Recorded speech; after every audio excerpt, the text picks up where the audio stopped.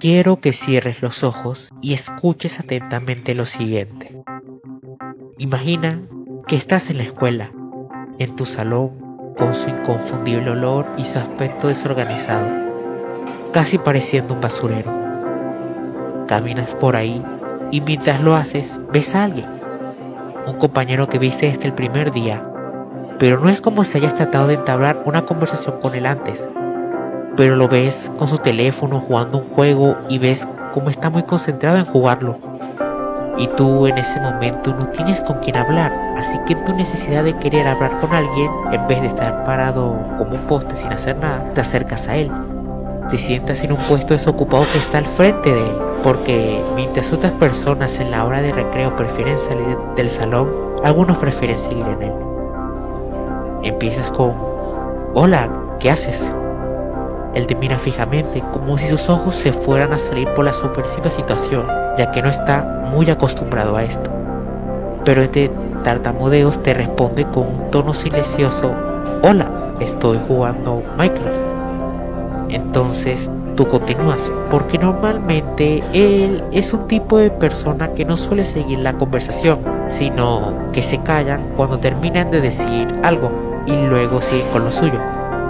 Tú tratas de conversar un rato con él, lo cual a duras penas logras, porque es una situación un poco rara, porque es más tú dices algo, él te lo responde, le vuelves a decir algo y él te lo responde, y así se quedan un largo rato. Le has preguntado dónde vive, qué cosas le gusta hacer y hasta si ve alguna serie, entre otras cosas. Y estás así un buen rato, hasta que se te ocurre preguntarle algo, y es cómo le fue en un examen que acabas de tener. Ya que en tu interior tú estás confiado que esta persona lo raspó o sacó una nota menor que tú, por lo cual lo haces no porque te importa, sino para alimentar tu ego. Así que le preguntas con tanta tranquilidad y confianza: ¿cómo te fue en el examen? Yo saqué 11. Y mientras esperas una respuesta insignificante, él te responde: yo saqué 18. Pero te lo dice con una tranquilidad de como si no fuera la gran cosa, y como si él tratara de decir que quizá lo pudo hacer mejor. Y tú te asombras porque no te lo esperabas, estás en un estado de shock, porque nunca se te ocurrió que eso podría haber pasado, pero para tu desgracia es así. Tú te sientes confundido porque tú recuerdas que esa persona es el raro del salón, porque nunca habla, nunca participa en clase, nunca hace nada, y de la nada sacó un 18 en un examen de física, como si no fuera la gran cosa. Y ese preciso momento termina siendo el cual tú como persona no solo aprendes que las apariencias engañan, sino tú como persona entiendes que incluso la cosa más insignificante, la más rara, hasta la más aburrida, puede llegar a hacer grandes cosas, hasta incluso llegar a superar a aquellos que por naturaleza siempre crees que serán lo mejor de lo mejor. Y no hace falta tener una fe ciega, sino solo hay que ver cómo lo hacen. Solo hay que ser eso, solo hay que verlos. Ahora quiero que abras los ojos y veas lo siguiente. Exactamente hace 2 años, en una antigua plataforma de entretenimiento muerta, un 18 de mayo del año 2020, se estrenó el primer capítulo de una serie que sumaría un total de 13 capítulos, creada por el mismo autor que creó el personaje que está adaptando en esta serie, llamada simplemente Stargirl. Una serie que fue una alta sorpresa para los espectadores que lo vieron en su momento, ya que aunque su primer vistazo no se veía nada mal y su pequeño teaser daba señales de que esto era parte de algo mucho más grande, con tan solo ver su primera escena sabíamos que lo que íbamos a ver iba a valer cada segundo, y no solo por las referencias que un lector de cómics apreciaría, sino porque se veía entre líneas el surgimiento de una gran historia. Una que fue construyéndose con cada capítulo de forma lenta pero segura, ya que cada capítulo tenía el propósito de presentarnos tanto a los personajes como el desarrollarlos, pero sin olvidar el avance de la historia, y así fue hasta llegar a una increíble conclusión que satisfació hábilmente nuestras expectativas con lo que veríamos, cerrando sus tramas que ellos mismos construyeron pero abriendo otras para ser exploradas en un futuro. Pero de la nada, todo se detiene. Porque, ¿qué es lo que pasa cuando eres la serie live action mejor valorada y no eres tan costosa de producir a diferencia de tus hermanas? Cuando la casa que te dio hogar decide cerrar servicios y volverse otra cosa completamente diferente a lo que era, y aunque lo lógico sería que te irías para allá, no lo fue, porque aunque algunas de tus hermanas sí lo lograron, y en algunos casos sí valía la pena, y en otros por supuesto que no, tú estabas en un limbo entre estar viva o ser cancelada. Porque no tenías muchas opciones. La nueva casa no te dio asilo y tu otra hermana que era superior a ti fue cancelada sin tapujes. Entonces, ¿ahora qué? ¿Acaso se le pondría fin a ti, a tus maravillosas historias que querías contar? ¿Acaso ese sería tu final, el de ser algo bueno que no pudo cerrar de forma decente y ser olvidada pero recordada por algunos? ¿Acaso ese sería tu destino? ¿Acaso eso era todo lo que se podría hacer? Pues no necesariamente. Porque aunque tú no tenías muchas opciones, surgió un aro de esperanza en forma de una cadena de televisión estadounidense llamada The CW, un hogar que es conocido por haber creado grandes series, pero también por haberlas arruinado a la mitad, hasta el punto de querer que se cancelaran. Y seamos sinceros, cualquiera pensaría en meterse ahí, o mejor ser cancelado. Pero tú fuiste valiente y entraste. Se podría decir que no fue tan malo, ya que conservaste prácticamente todos los elementos que te seguían haciendo una gran serie, excepto por uno bastante importante, el presupuesto. Y es que, aunque antes no tenías un gran presupuesto, era más que suficiente para hacer lo que querías, y que ese algo no se viera tan mal. Pero ahora contabas con uno más reducido que el de antes, por lo cual tenías que ser más inteligente y planificar bien en qué determinados momentos usarlos, y que quizá no se vieran tan bien. Pero lo hiciste, tuviste una buena planificación y supiste exactamente cómo hacer la conocida jugada de CW, llamada ahorrar presupuesto para el final de temporada. Pero eso tuvo consecuencias, y es que aunque tú seguías teniendo el mismo corazón y empeño como en tu primera temporada, incluso empiezas fuerte con esta segunda, algo interesante de ti es que más de hacer un gran homenaje a los cómics eran tus escenas de peleas, porque eran sacadas de un cómic, ya que había de todo, saltos exagerados, piruetas, movimientos y giros. Y aunque al principio pudo parecer raro, tú le dabas un toque de epicidad acompañado por la música y demás elementos técnicos, porque lo que creaste era raro y a la vez agradable. ¿Y qué es lo que pasa cuando lo reduces considerablemente? Y no es que tú antes lo hacías todo el tiempo, pero aquí se notó más, ya que casi la mayoría de los capítulos se centraban en lo anteriormente mencionado, en avanzar la historia, y lo hacías, pero se podría llegar a tornar muy aburrido porque eran todos diálogos y no había casi acción, lo cual puede molestar al espectador y preferir ver otras cosas.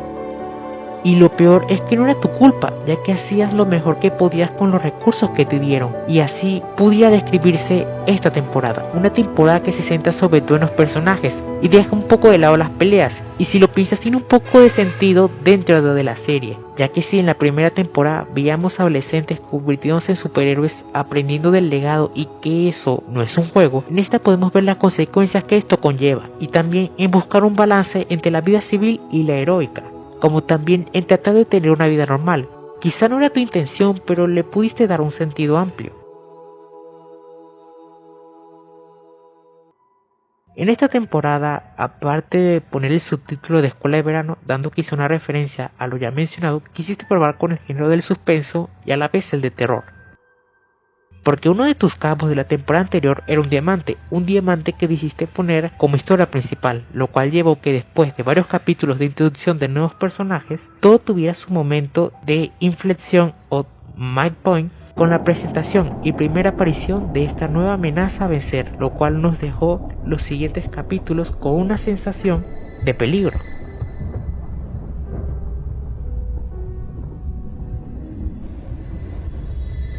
Ya que este enemigo usaba una metodología parecida o quizá inspirada en la del payaso Pennywise del libro de Stephen King, It, siendo ambos seres sobrenaturales que usan el miedo o las inseguridades de sus víctimas para jugar con ellos hasta acabarlos.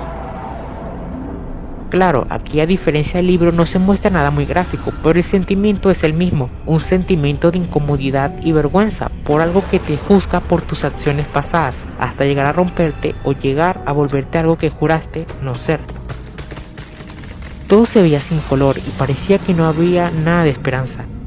Pero a pesar de todo, lo que tú antes llamabas enemigos se volvió en un aliado, y como al principio parecían pocos, terminaron siendo muchos, dando un espectáculo el cual hace honor a la frase de que se guardaron el presupuesto para el final. Aunque sí vale la pena mencionar es que cuando habían peleas, eso valía cada maldito segundo, y valía que fueran tan pocas, porque se notaba que se hacían con dedicación y cariño, algo que tú siempre has sido, pero con un final feliz y nuevas tramas para explorarse en otra temporada. Lo lógico era que vendría otra temporada.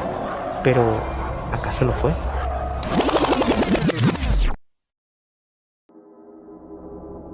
Pues este año pasaron cositas, como la compra de Discovery a Warner Media, lo cual trajo a David Zaslav como director ejecutivo y presidente del ahora llamado Warner Bros. Discovery, la compra de Nexstar a The CW, lo cual trajo que se dieran nuevas normas a partir de las series que se harían, como el público al que irían dirigidas, siendo Stargirl uno que no es el adecuado al que quieren llegar. Y bueno, si eso es o no absurdo, eso ya es otro tema. Pero lo que pasó es que hubo un diluvio de cancelaciones. Series que llevaban años en la cadena fueron cancelados sin misericordia, y otras que apenas iniciaban no se les dio una segunda oportunidad. Y Stargirl volvió a estar en una encrucijada bastante familiar, ya que su nueva casa estaba siendo alquilada por otras personas, por lo cual su única opción era terminar, porque la casa de sus otras hermanas decidió centrarse en que los productos que salgan sean solo de un solo universo y no de varios, por lo cual mientras es seguro que las cancelen, a Stargirl se le dio una oportunidad, siendo quizá no tenga otra temporada, pero que la que vayan a hacer